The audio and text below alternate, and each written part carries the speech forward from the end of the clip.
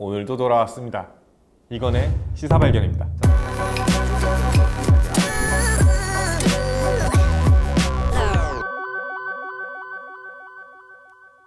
자, 첫 번째 이슈입니다. 중국의 디지털 화폐 발행, 쟁거름. 자, 이 중국인민은행과 4대 시중은행이죠. 중국은행, 건설은행, 공상은행, 그리고 농업은행이 함께 협력해서 주요 도시에서 법정 디지털 화폐를 폐쇄식으로 사용 시험을 대규모로 진행하고 있다고 합니다. 시험에 참여한 사용자들은 휴대전화 번호를 이용해서 디지털 화폐 전자지갑을 만들고 이를 인출하거나 송금하거나 결제할 수 있는 등의 실제로 우리가 현실에서 이용하는 방식으로 테스트를 진행하고 있다고 하는데요. 중국은 2020년 4월부터 이미 선전이라든지 수저우, 숭안지구, 청도 등에서 제한적 범위로 법정 디지털 화폐 사용을 이미 연구 중에 있었다고 합니다. 그런데 이게 이번 시험을 통해서 규모가 더욱더 확대되고 커졌다는 것에 큰 의미가 있다고 합니다. 실제로 중국에서 이렇게 강한 의지를 가지고 법정 디지털 화폐를 개발하고 있는데 중국만 과연 그럴까요? 다른 나라들은 이런 디지털 화폐에 대해서 관심이 없는가? 전혀 그렇지 않다가 정답입니다. 실제로 유럽 리투아니아에서는 최근에 디지털 화폐를 정식 출시했다고 합니다. 그 이름은 LB코인. 약간 비트코인 이름 따라한 것 같긴 한데 이렇게 실제로 출시되고 있는 이러한 코인 발행 그리고 디지털 화폐 발행이 비단 리투아니아 그리고 중국뿐만 아니라 전 세계 많은 중앙은행들이 관심을 보이고 있다고 합니다. 국제청산은행 BIS 통계에 따르면 전체 66개국 국가 중에서 80%의 중앙은행이 이러한 디지털 화폐에 대해서 연구가 실제로 진행 중이고요.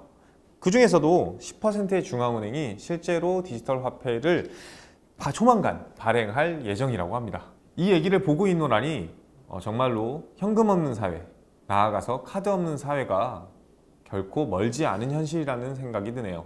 저도 현금과 카드 들고 다니지 않고 싶은데 우리 대한민국에서는 과연 현실로 이루어질까요? 기대되는 미래입니다. 자, 다음 이슈입니다. 한국판 뉴딜 정책, 그 중에서도 그린 뉴딜 정책에 대해서 한번 이야기해보자 합니다. 이 한국판 뉴딜 정책 그린 뉴딜의 궁극적인 목표는 우리 사회와 산업 인프라 에너지 수급 체계 자체를 굉장히 친환경적으로 만들어서 미래 먹거리 산업까지도 만들 수 있게끔 하는 게 그 궁극적인 목표인데요. 이러한 그린 뉴딜 정책은 크게 3대 사업 분야와 8개 과제로 구성되어 있다고 합니다.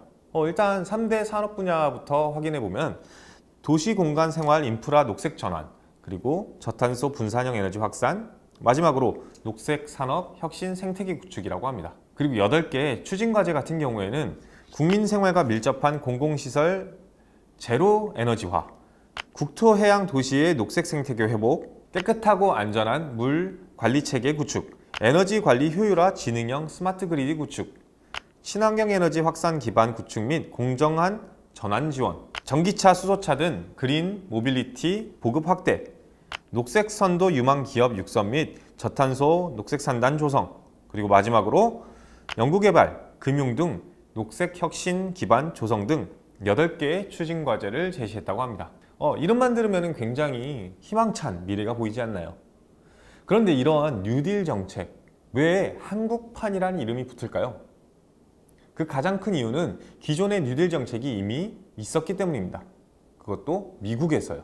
뉴딜 정책이라는 건 사실 미국의 루즈벨트 대통령이 1934년 이래 1939년까지 대공황을 극복하기 위해서 실시한 일련의 경제 정책을 의미합니다. 그리고 이 뉴딜 정책의 특징은 경제에 대해서 정부의 통제가 가장 큰 핵심이었다고 합니다.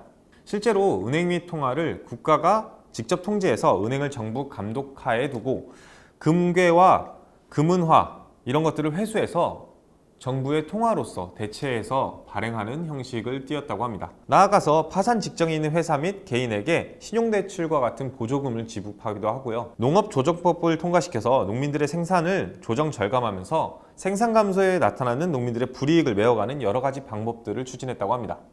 특히나 테네시 계곡 개발공사 같은 것들을 세워서 테네시에 있는 계곡에 댐을 건설하는 대규모 토목공사를 통해서 일자리 수급 또한 진행했다고 하네요. 마지막으로 사회복지정책으로 노동자의 단결권과 단체 교섭권을 인정하고 실업보험과 최저임금제를 실시해서 사회복지제도를 도모했다고 합니다. 그렇기에 이러한 미국의 뉴딜 정책과 우리 한국판 뉴딜 정책의 가장 큰 공통점이라고 한다면 일자리 창출과 경제 위기 극복이 아닐까 싶습니다. 실제로 지금 현재 코로나19에 의해서 굉장히 한국은 어려움에 처해 있죠. 이런 그린 뉴딜을 통해서 새로운 먹거리를 개발하고 일자리를 창출하며 나아가서 미래 산업을 개발하는 데 그 의의가 있을 겁니다. 실제로 미국이 대공황을 겪듯이 우리나라 또한 현재 코로나19에 의해서 굉장히 어려움에 처해 있는데요.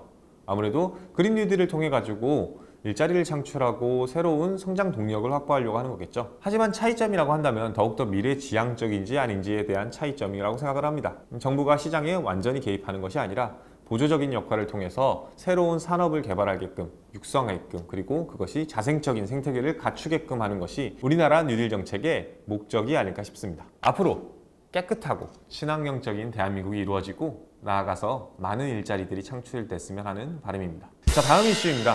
2021년 최저임금 8,720원으로 확정. 이 8,720원은 2020년 대비해서 1.5%가 향상된 금액이라고 합니다. 일주 소정 근로시간, 유급 주휴를 포함해서 40시간을 기준으로 적용했을 때 월급으로 환산하면 약 182만 2,480원이라는 금액이 나오는데요. 소폭 인상된 것을 확인할 수 있겠죠. 업종과 상관없이 모든 사업장에 동일하게 적용되며 이 적용되는 시점은 2021년 1월 1일부터라고 합니다. 근데 이 최저임금 1.5%는 사실은 여태까지 최저임금이 도입된 이래 가장 적은 수치의 인상률이라고 합니다. 우리가 알고 있던 경제 위기 중에 가장 큰 비중을 차지했던 IMF 때도 2.7%라는 최저임금 인상률이 있었는데 지금 1.5%는 그보다 굉장히 적은 수치의 상승이라고 합니다. 아무래도 경제 위기를 맞아서 중소기업이나 소상공인들이 굉장히 큰 어려움에 처했기 때문에 이러한 인상률이 나오지 않았을까 싶습니다.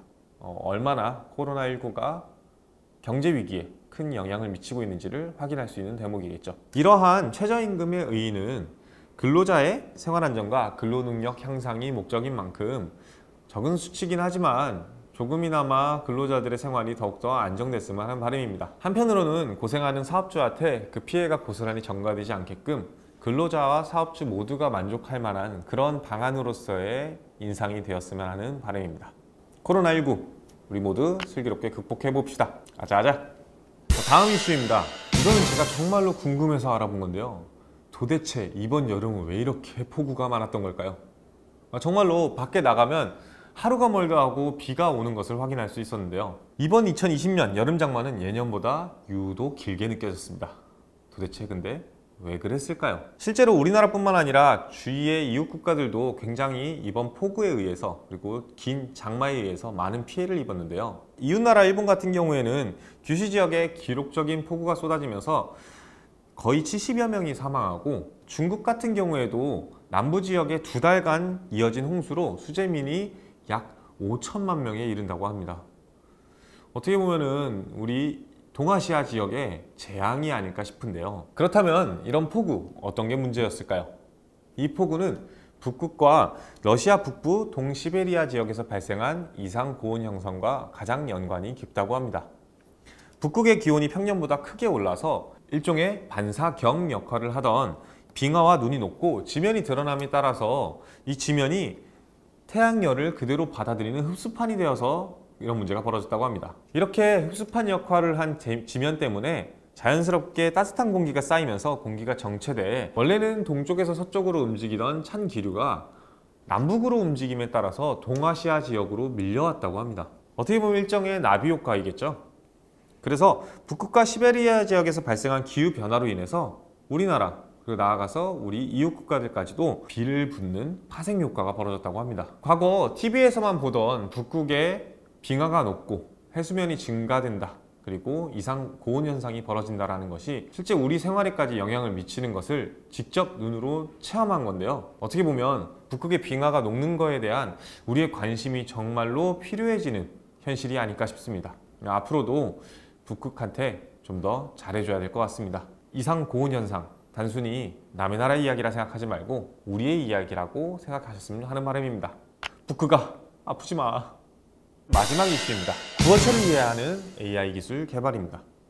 한국전자통신연구원이 문어체 중심의 언어 분석 기술을 한층 더 개발시켜서 구어체 언어 분석 기술을 개발해 응용 프로그래밍 인터페이스로 공개했다고 합니다. 구어체는 사람마다 표현 방식이 달라서 일정 형태를 띠고 있는 문어체보다 분석이 굉장히 어려운 것이 사실이었다고 합니다. 그 예로 충청도 인대라는 표현을 충청도와 인대로 구분짓는 것은 쉽지만 충청도인대라고 했을 때 이거를 충청도 인대로 구분짓는 것이 굉장히 어려운 것과 같은 맥락이라고 합니다. 연구진은 이러한 어려움을 뛰어넘어서 사람의 특성에 따라서 조금씩 바뀌는 구어체의 글을 명확히 이해하는 개체명 인식 기술을 개발한 것인데요. 의미의 최소 단위인 형태소 분석과 우리와 은행 같은 일반 명사들이 섞인 문장에서 우리은행 같은 고유 명사들을 분리해서 인식하는 것입니다. 이렇게 될 경우 앞으로 AI는 더더욱이 음성 인식이 발달할 것이라고 생각이 드는데요. 저도 자기 전에 시리한테 말을 굉장히 많이 거는데요.